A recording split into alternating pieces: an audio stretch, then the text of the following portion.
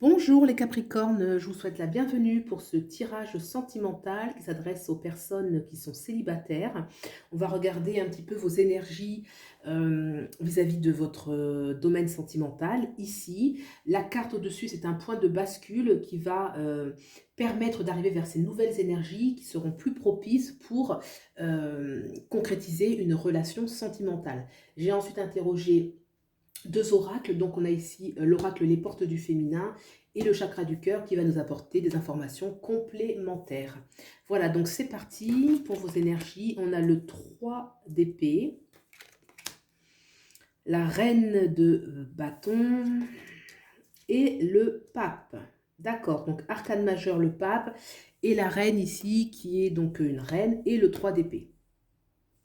Le 3 d'épée, bon, c'est une carte qui nous parle clairement d'une désillusion, d'un sentiment, d'une blessure. Ça peut être un sentiment de trahison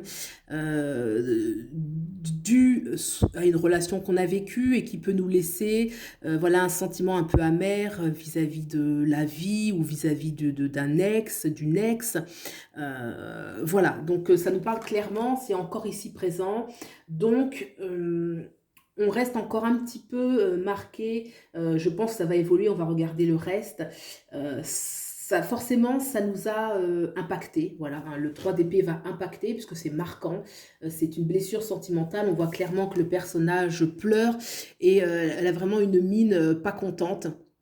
Elle s'est même couverte un petit peu le corps, le visage, comme si voilà, elle était plutôt maintenant repliée un peu sur elle-même. Et voilà, dans l'expression de son visage, on voit clairement que voilà, il y a des larmes, elle n'est pas contente.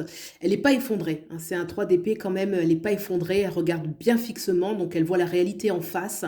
Elle est lucide, il y a une main comme ça droite, comme si elle jurait un peu que ça ne lui va pas se reproduire. Hein, il y a quand même une énergie de même si elle a les larmes, voilà, il y a quand même une énergie de rectitude. Moi, je ressens encore de la dignité et elle va pas se laisser faire, quoi. D'autant qu'on a la reine juste à côté, la reine de bâton, où là, on a une volonté maintenant de... La reine de bâton, c'est celle qui a la volonté, a le pouvoir. Les reines, le roi, ça parle toujours d'une certaine autorité. Et elle y est fortement accrochée hein, à cette volonté. Ça va un petit peu la représenter. Elle a plus trop... Elle est un peu dans une énergie où elle est lucide, vous voyez. Il y a quand même une fleur juste à côté d'elle hein, qu'elle tient. Donc, il y a quand même encore beaucoup d'amour dans son cœur. Mais elle a de la hauteur. Voilà, la reine va donner de la hauteur sur les choses. C'est pas une énergie de jeune fille, de jeune homme où voilà, on se lance dans la relation. Il y a une certaine maturité, une certaine distance, une certaine clairvoyance aussi sur la situation sentimentale.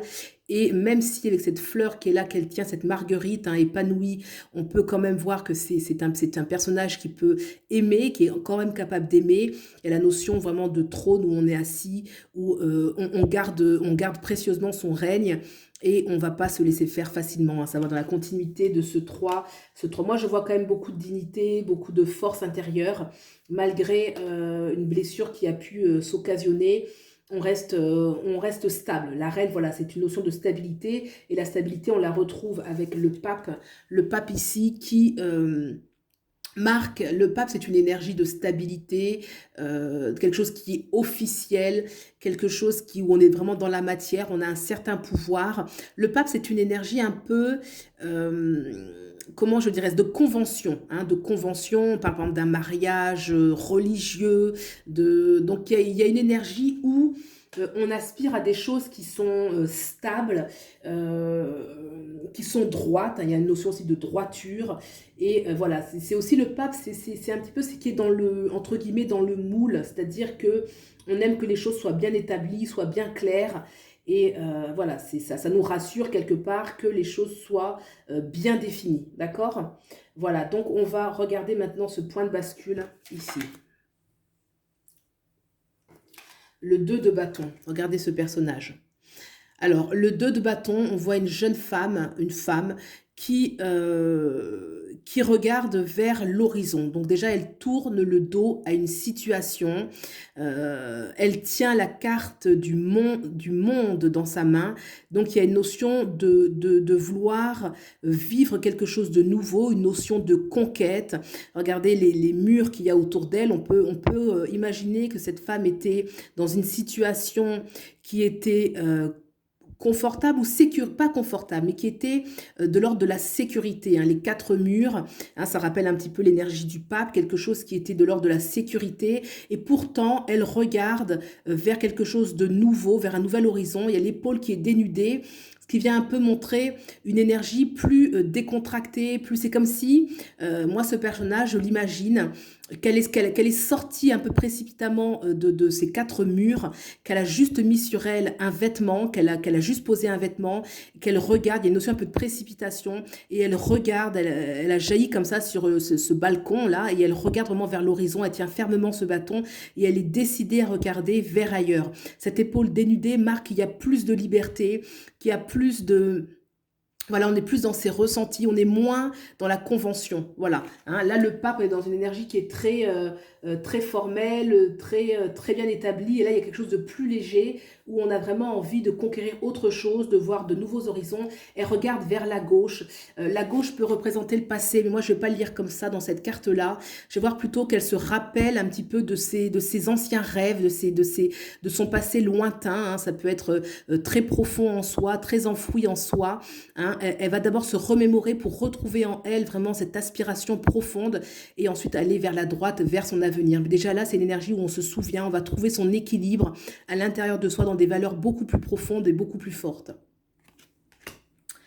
Voilà, on va regarder ensuite ce qui se passe. La roue de fortune, arcane majeur. Une reine, encore une reine. La reine de coupe cette fois-ci et le jugement, la 20. D'accord, donc ça fait deux arcanes majeures. Et j'ai encore la roue, j'avais tiré aussi pour un autre. Voilà. Donc déjà la roue qui ressort la super. La roue, voilà. Donc clairement, là si on l'oppose, hein, c'est la première ici, on l'oppose à celle-ci, regardez, on tourne quand même la page au passé, aux anciennes blessures, à l'ancienne façon peut-être de voir la vie, hein, parce que le 3 d'épée, c'est pas forcément qu'on est blessé aujourd'hui, c'est qu'on peut avoir un regard sur la vie sentimentale qui va être marqué de la blessure. Donc il y a une sorte de pessimisme qui peut s'immiscer dans le regard qu'on porte sur la relation. Et là, on voit qu'on passe à autre chose avec la roue de fortune, où de nouveau, on voit un personnage qui... il y a beaucoup de douceur qui se dégage de cette carte, quelqu'un qui est prêt à aimer. Regardez comme elle est recouverte de fleurs au niveau des cheveux. Sa chevelure, elle est décorée, c'est une couronne de fleurs. Et on voit aussi cette roue qui est décorée d'une couronne de fleurs. Donc voilà, ce qu'il y a sur la tête et ce sur quoi elle est posée, la roue, est vraiment pleine de fleurs. C'est une énergie positive au niveau sentimental où on s'abandonne, hein, on se livre un petit peu aux sentiments. Voilà, donc une annonce où voilà, on passe à autre chose et on guérit cette roue comme ça qui vient aussi tourner à l'intérieur de son cœur, hein, qui me fait penser au chakra du cœur lorsqu'il est bien actif et qui vient justement guérir, hein, une notion de on passe à autre chose, on se guérit, on va vers de nouveaux horizons. Et cette nouvelle horizon, qu'est-ce qu'il est? Eh bien, c'est la reine de coupe. Donc cette fois-ci, on passe de cette reine de bâton qui est une reine lucide qui a une forte volonté, qui veut garder le pouvoir, hein, elle tient le bâton du pouvoir, et là on a une reine qui incarne aussi la sécurité, la maîtrise de, mais des émotions cette fois-ci, les émotions par extension des sentiments et de la relation. Donc voilà, on est prête à aimer, on est prête à recevoir, on est prête à donner.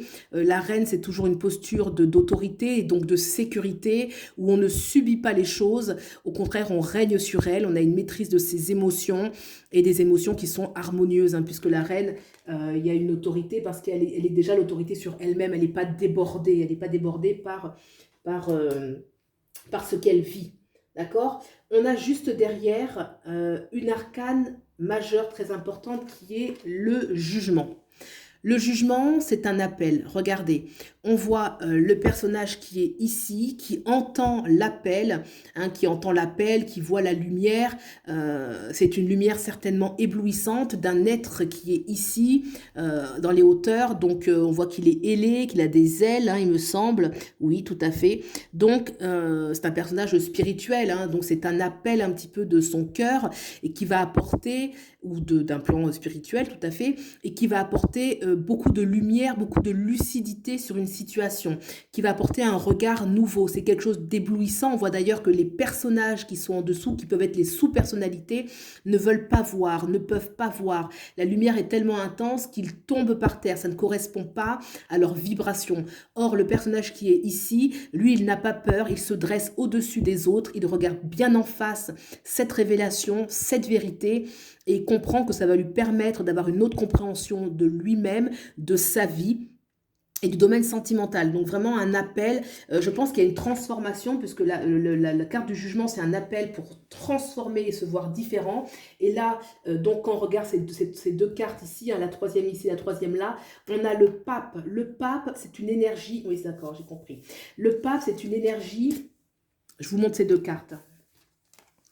Le pape, c'est une énergie très officielle, très conventionnelle, très reconnue par tous dans le moule, hein. En tout cas, comme on peut le lire, hein. Je n'ai pas un discours religieux là-dessus, mais voilà, c'est ce qui est l'autorité reconnue dans les normes avec le dogme. Ici, l'appel, c'est beaucoup plus spirituel. Ça va nous parler de quelque chose, un appel pour vous. C'est pas l'appel de l'autre, c'est pas la façon de fonctionner de l'autre. C'est vraiment, là, c'est l'aspect religieux et là, c'est l'aspect spirituel. Quelle est votre véritable nature de cœur? Comment vraiment aimer? Qui vous êtes? Là, c'est beaucoup plus profond et personnel. Là, c'est beaucoup plus impersonnel. C'est beaucoup plus ce qui est validé, la norme, la norme dans le sens de ce qui est le conformisme. Voilà. Là, on est plus dans le conformisme et là, on est plus vraiment dans le génie personnel, l'individu. Et là, vraiment cet appel. Donc, ça veut dire qu'on se libère justement des contraintes peut-être un peu trop formelles, trop carrées. Ça peut être aussi en soi, hein, certaines bien sûr croyances, comment on est, une certaine rigidité intérieure. On s'en libère pour aller vers quelque chose de beaucoup plus... une énergie libre qui fait appel à votre liberté, puisque la planète enfin pas la planète, pardon, ça m'a fait penser à la planète Uranus, mais non, la carte du jugement, oui, fait appel vraiment à ce que l'on est profondément, son génie, comment est-ce que nous, on va vivre les choses, mais de manière très, très, très personnelle. Donc c'est une carte de grande liberté, et qui vient justement contraster un petit peu l'ancien fonctionnement. Là, j'ai quand même des fonctionnements très différents. Regardez là, ici, on a ce 3 d'épée, une personne qui souffre, qui a une vision. Vous voyez, je disais qu'elle est digne. Bien sûr qu'elle est digne, mais en même temps, dans le regard, elle est décidée, quoi. Elle n'y croit plus. Et là, c'est tout le contraire. On a justement cette roue, une personne qui s'abandonne, voilà, qui s'abandonne à cette rouflerie. Elle sait que c'est positif. On a là cette reine de bâton qui, elle, est une reine qui garde sa volonté, qui s'y accroche fermement. Elle est ouverte à l'amour quand même, cette reine, mais elle veut avoir le dernier mot et vraiment elle y tient. Alors que là, elle reste une reine, on ne perd absolument pas son pouvoir, mais beaucoup plus détendue. L'amour déborde d'elle, elle a une coupe pleine d'amour pour donner, pour recevoir, d'accord? Donc, c'est juste un changement de regard. Là, on a le pape qui va incarner vraiment le conformisme et là, le jugement qui est, lui, la libération des conventions, des préjugés aussi, hein, parce qu'il y a beaucoup de préjugés. Le dogme, en fait, ça va incarner le dogme dans l'aspect négatif. Et là, ça va incarner vraiment la liberté, ce que l'on est, sans se juger, sans vouloir être conforme aux attentes des autres. Vraiment une carte très individuelle. Très, très bien. On regarde, et c'est ce qui correspond justement à cette transition, hein, je rebondis, la transition, ce personnage, bien sûr, il tourne le dos à l'ancien, à ses 4 murs, c'est bien ce que je ressentais, il tourne le dos à ses 4 murs, son ancien monde, et elle regarde loin devant elle avec la carte du monde, parce qu'elle va conquérir son monde.